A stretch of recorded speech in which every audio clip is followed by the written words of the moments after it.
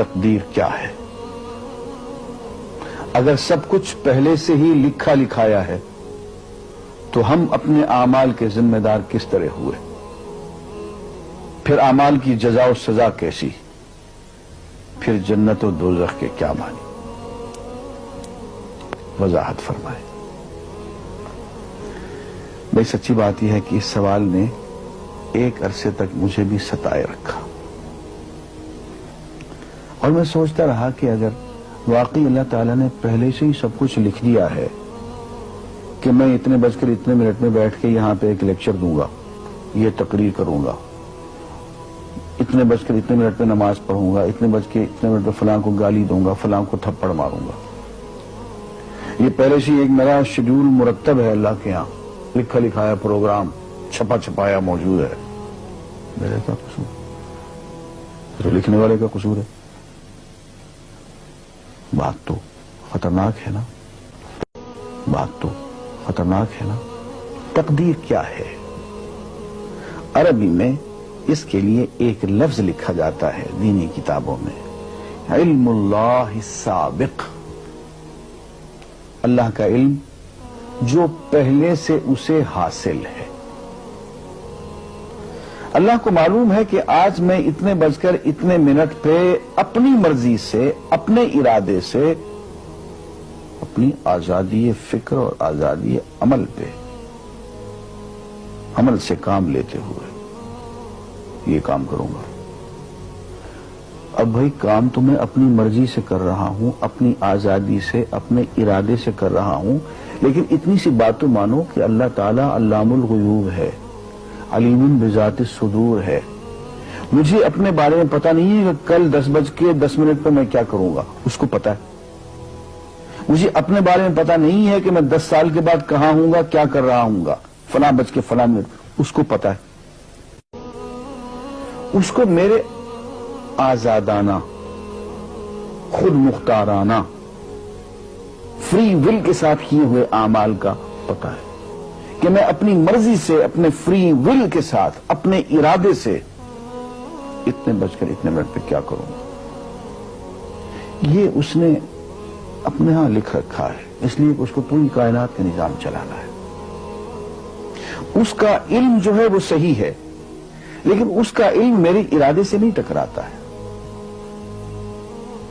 یہ بات میں ایک مثال سے سمجھاؤں گا۔ میرے ساتھ ایک واقعہ پیش ہو گیا، اس دن مجھے تقدیر سمجھ میں آ گئی کہ ہوتی کیا ہے۔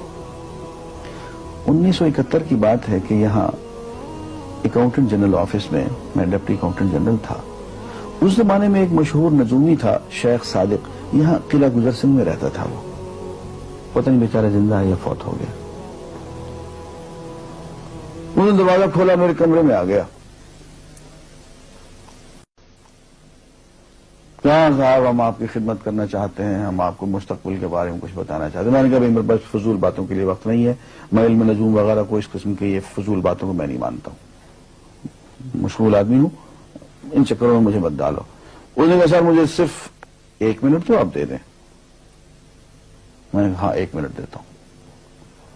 اس نے ایک بہت بڑا کاغذ میرے سامنے لکھا جس پہ 40 خانے بنے ہوئے تھے، 40 چیزوں کے نام لکھے ہوئے تھے، مختلف چیزوں کے نام، کتاب، قلم، اینک، کاپی، دوات، پینسل، میز، بادل، برکھا، مسجد، مندر، ایسی ایٹ رینڈم چیزوں کے نام، 40 چیزوں کے نام لکھے ہوئے تھے۔ انہیں کہنے صاحب آپ ان میں سے کسی ایک چیز پہ انگلی رکھ دیں یا اس کا نام آپ اس کاغذ پہ لکھ دیں۔ اور مجھے یہ کہتے کہتے اس نے ایک پیس آف پیپر میری میز سے اٹھایا اور اس پہ کچھ لکھا اور اس کو یوں الٹا کے رکھ دیا۔ میں نے کہا تم نے یہ کیا کیا؟ کہنے لگے جی میں نے وہ چیز لکھ دی ہے، وہ نام جو ابھی آپ لکھیں گے۔ تو اب میں پریشان ہو گئی۔ تماشا کی بات ہے نا کہ جو چیز میں سوچ سوچ کے اپنے ارادے سے، اپنی مرضی سے ابھی لکھوں گا، اس نے پہلے جو لکھے وہاں رکھ چھوڑ دیے میرے سامنے۔ اب میں سوچ میں پڑ گیا کہ یار وہ چیز لکھوں جو اس نے نہ لکھی ہو، کبھی میں اس کا ارادہ کروں، کبھی اس کا ارادہ کروں، اب تنگ آ کے آخر میں نے کسی ایک چیز کو لکھ دیا، کہ میری یہ ہے۔ اس نے جب وہ الٹایا تو وہ وہی چیز نکلی۔ اب پتہ نہیں یہ کیا چکر تھا اس کا، خدا ہی جانے۔ کوئی اس کا علم ہوگا، کوئی فن ہوگا، کوئی تک بازی ہوگی، تک بندی ہوگی کوئی. لیکن اس دن مجھے پتا چلا کہ یار اس کو جو کچھ میں نے لکھا ہے اپنے ارادے سے لکھا ہے، اپنی مرضی سے لکھا ہے، اس سے پابند ہو کے نہیں لکھا. کبھی اس میں انگلی لگاتا تھا، کبھی اس پہ، کبھی اس پہ، آخر چن کے ایک لکھا میں نے. لیکن اس کمبخت کو پہلے سے پتا تھا کہ میں کیا لکھنے والا ہوں، اور اس نے پہلے سے وہاں لکھ کے رکھا ہوا تھا. میں نے کہا یار ایک محدود علم والا آدمی میرے آئندہ کے اعمال کو اپنے ہاں لکھ کے رکھ سکتا ہے. چن کے وہ عمل میں اپنی مرضی سے کر رہا ہوں، اپنے ارادے سے کر رہا ہوں، کوئی مجبوری نہیں ہے اس میں. لیکن وہ میری مرضی والا عمل، میرے اپنے ارادے سے کیا ہوا عمل، پوری آزادی کے ساتھ کیا ہوا عمل، اس نے پہلے سے اپنے یہاں لکھ کے رکھا ہوا. یار اگر یہ انسان کر سکتا ہے تو رحمان کیوں نہیں کر سکتا؟ اس نے میرے سارے اعمال جو میں آئندہ چل کے کرنے والا ہوں، وہ سارے کے سارے اعمال اس نے اپنے یہاں لکھ کے رکھے ہیں. اس کو انتظام کرنا ہے، میرے رزق کا انتظام بھی کرنا ہے، آگے میری زندگی، میری موت، میری قبر میں اکوموڈیشن کا پتہ نہیں کہاں کا میرے اس نے انتظامات کرنے ہیں. تو میرے بارے میں اس نے سارا کا ڈیٹا کلیکٹ کر کے رکھا ہوا ہے اپنی انفارمیشن کے لیے کہ یہ اپنی مرضی سے کیا کیا کچھ کرے گا. تو اس کے لکھے ہوئے ہونے سے میری مرضی ختم نہیں ہوتی، میری ذمہ داری ختم نہیں ہوتی، میرا ارادہ، میری فری ول ختم نہیں ہوتی. یہی وجہ ہے کہ ہم جو اعمال کرتے ہیں اس میں سے اللہ تعالیٰ اس کی کچھ ذمہ داری ہم پہ ضرور ہوتی ہے. کچھ کام اللہ تعالیٰ کا ایک نظام ہے، اس میں شاید ہماری ذمہ داری نہ ہو، وہاں جبر ہو.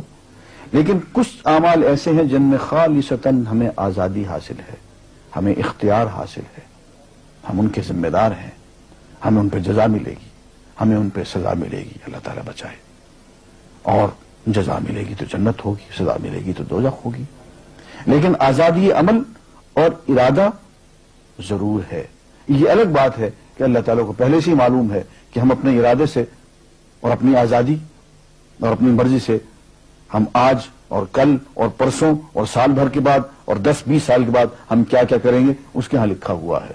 وَعِندَهُ عِلْمُ الْكِتَابِ، اس کے ہاں سب کچھ لکھا ہوا ہے. لیکن ہم جو کرتے ہیں اپنے ارادے سے کرتے ہیں اور اس کے ذمہ دار ہیں. وآخر دعوانا الحمدللہ رب العالمین.